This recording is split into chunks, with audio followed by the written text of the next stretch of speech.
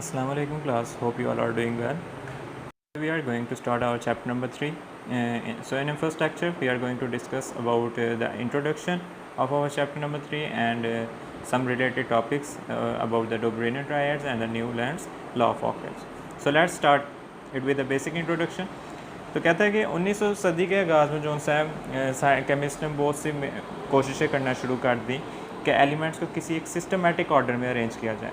कहता है ये जो उनके एफर्ट्स थे इसका नतीजा क्या निकला कि उन्होंने एक लॉ डिस्कवर किया जिसको पीरियोडिक लॉ का नाम दिया गया। And on this basis of this law the elements known at that time were arrange in the form of a periodic arrangement known as a periodic table. एक table की form में एक periodic arrangement दी गई थी, उसको हमने periodic table का नाम दे दिया था।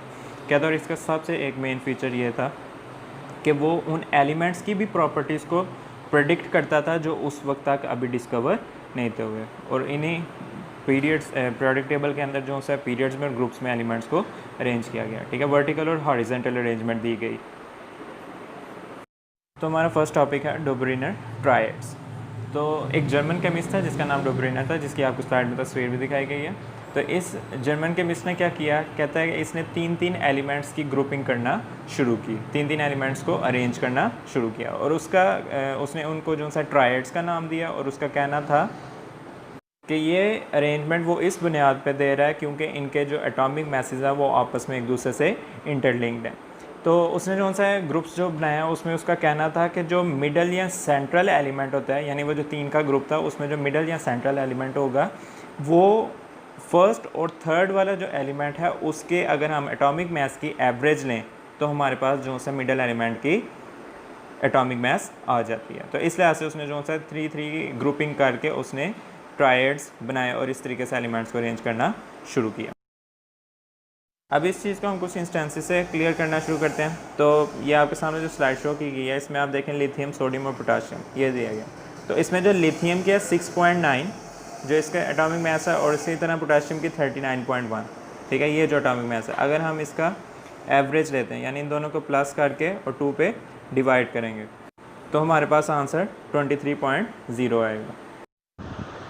यानी कि सोडियम की एटॉमिक मास लिथियम और पोटाशियम की एवरेज मास है। इसी तरह दूसरी इंस्टेंस में देखते हैं कैल्शियम, स्ट्रोंशियम और बेरियम। ये आपकी बुक में भी एग्जांपल दी गई है। कैल्शियम और अगर बेरियम इन दोनों के एटॉमिक मासेस को हम ऐड करते हैं यानी 40.1 और 137.3 इन दोनों को ऐड करेंगे और 2 पे डिवाइड करेंगे तो हमारे पास आंसर आएगा 87.6। तो वो क्या है, स्ट्रोंशियम की एटॉमिक मास है।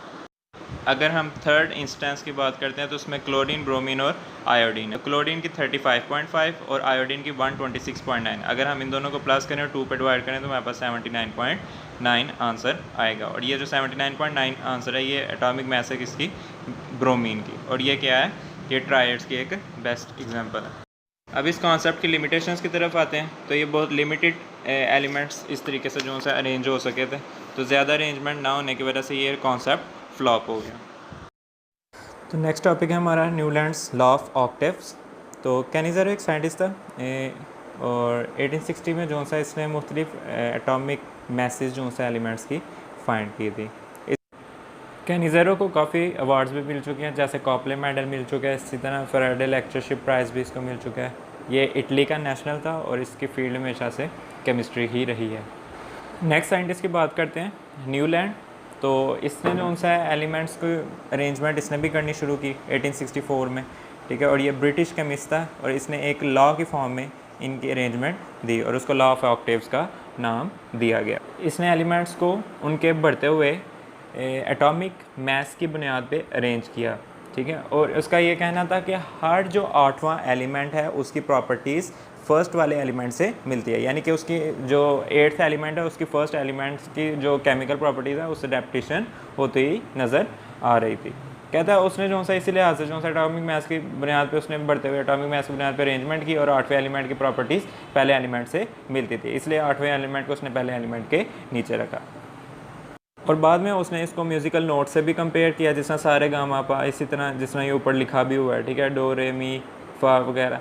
कहता है इसका जो सा काम था उसको इतनी ज़्यादा रिकॉग्निशन ना, उसको ज़्यादा इतनी पहचान ना मिल सकी क्योंकि अनडिस्कवर्ड एलिमेंट्स के लिए जो सा स्पेस अभी भी मालूम नहीं था कर। और जिस वक्त उसने ये अरेंजमेंट की थी उस वक्त तक अभी नोबल गैसेस यानी ग्रुप 18 के एलिमेंट्स भी अभी तक डिस्कवर नहीं थे हुए।